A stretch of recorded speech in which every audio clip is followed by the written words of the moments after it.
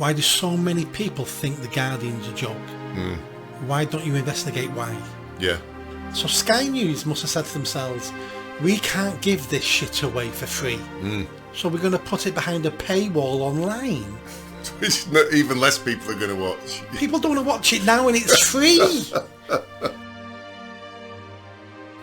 WhatsApped you and said, Nick, this has just happened.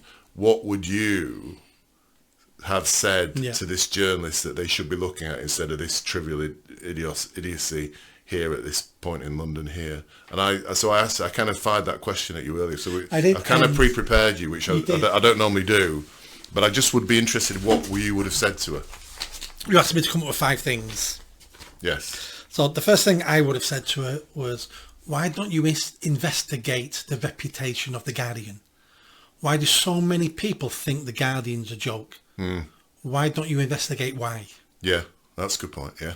My second one would have been, why don't you investigate why socialism never works? Why does high tax, big state never work? We've got example after example throughout the last 100, 200 years.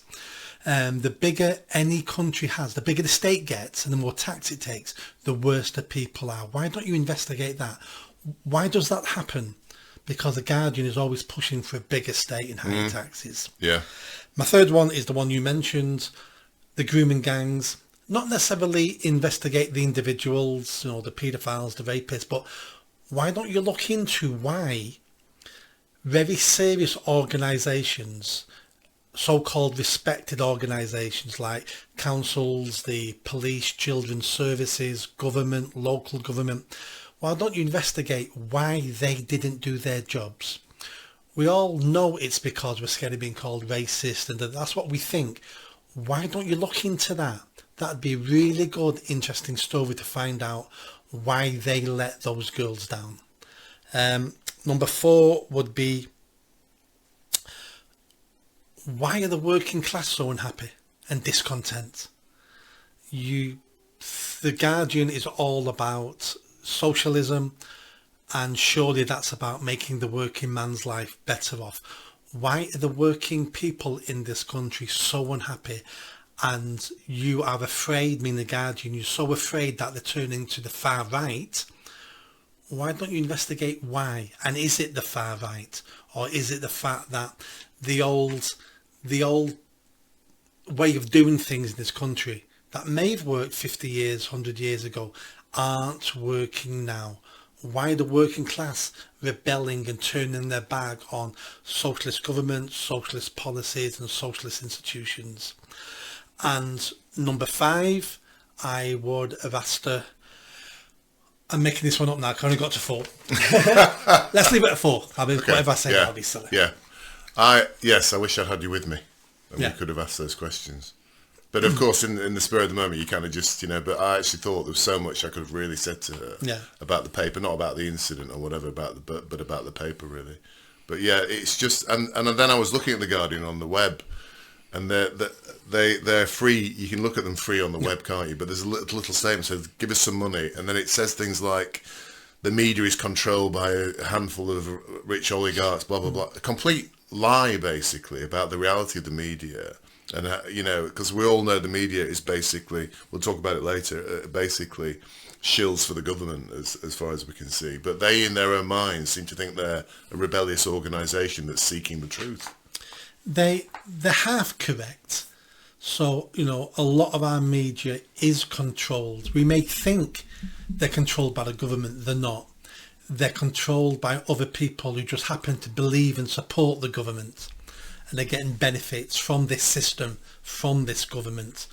But The Guardian is slowly becoming bankrupt. Readership's going down.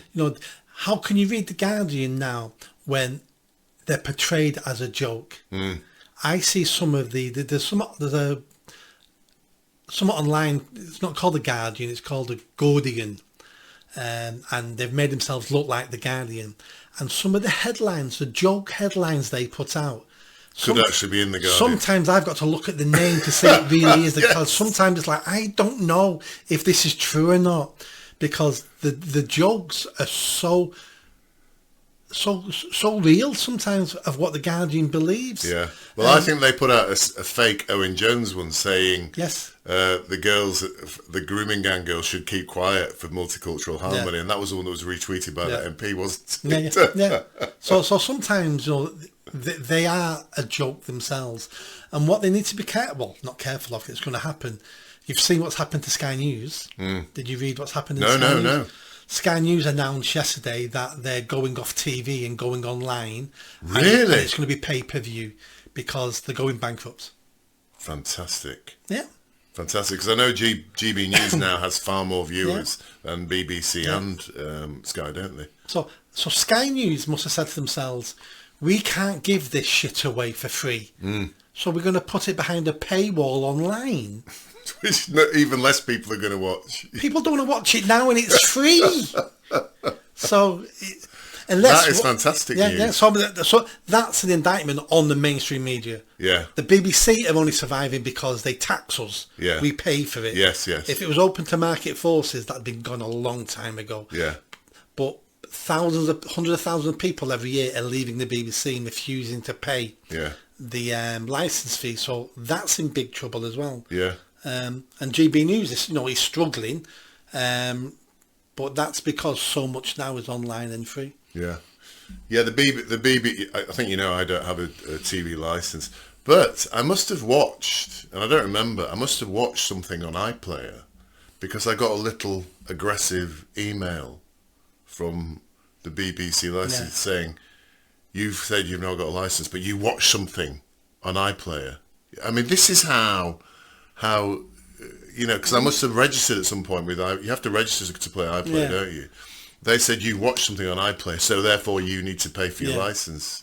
Of course, I completely ignored it, and I've ignored it. But I think I've had a couple of emails from them saying, "You're doing this."